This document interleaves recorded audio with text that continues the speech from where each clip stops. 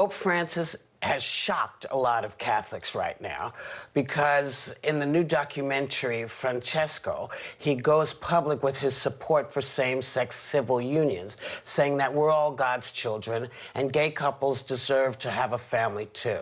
Now, this hit a lot of people very hard on a very personal level, both Catholic and non-Catholic. Sarah, this hit you hard. Why? This was like Christmas coming early for me and over again. So first and foremost, this endorsement from the highest level of the Catholic Church will most definitely have positive social ramifications for the LGBTQ community. But I think the part that made me most excited was for the internal approval that so many people will feel that have battled and been brave enough to live their authentic selves.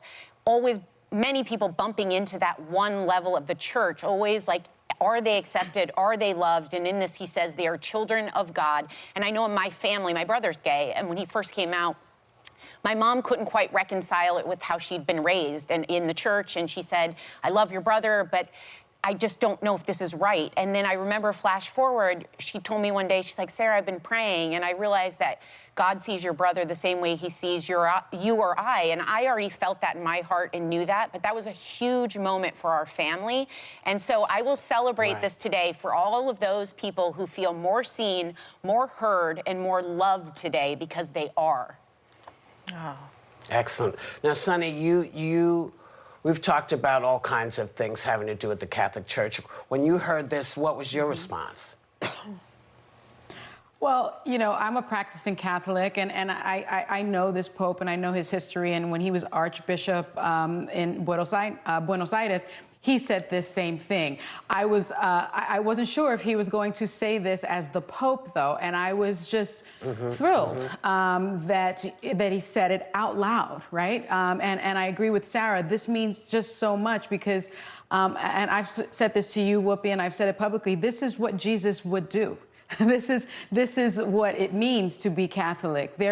Love is love. There is no difference. And if you are a true practicing Catholic, you know this. And I'm glad that he said it out loud.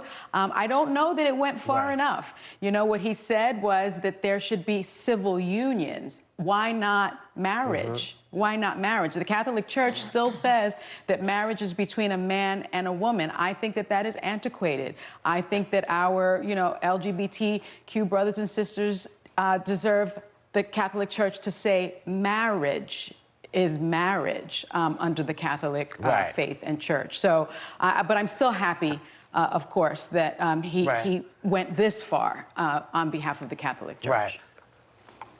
What about you, Joy? When you heard it, did you think, oh, it's about time, or, oh, my goodness, I never thought I'd hear you say that? Well, you know, it's ironic that the head of the most, or one of the most conservative religions in the world is actually more progressive than the present Republican Party. And some of the members of the Supreme Court.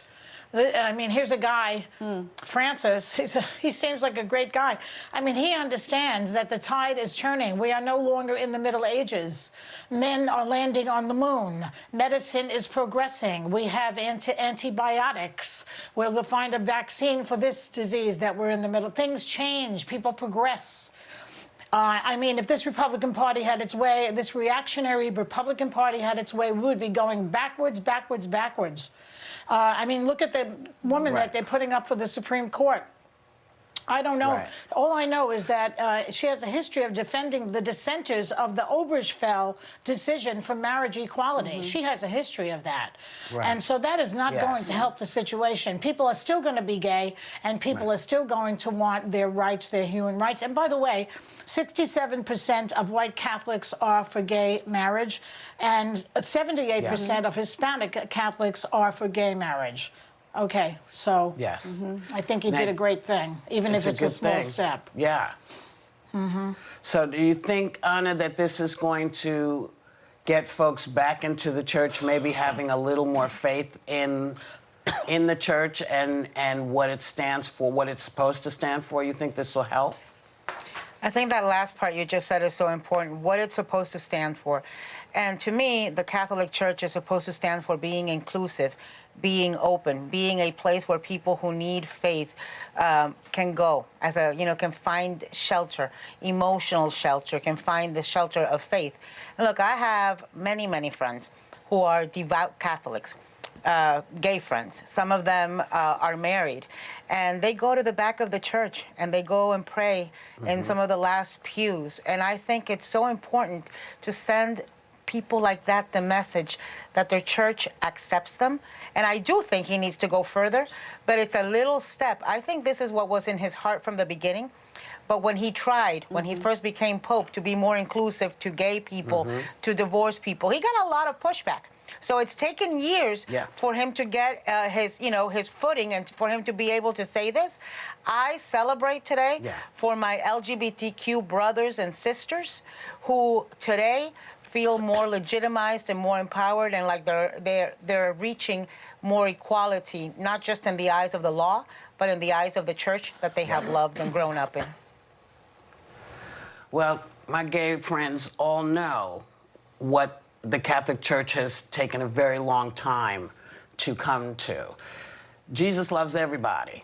That's just the bottom line. There's nothing you can do. If you've talked to God and you've made your conversation with God, that's all you need to do. You don't have to please a pope. You don't have to please a bishop or a cardinal, because your relationship is with God.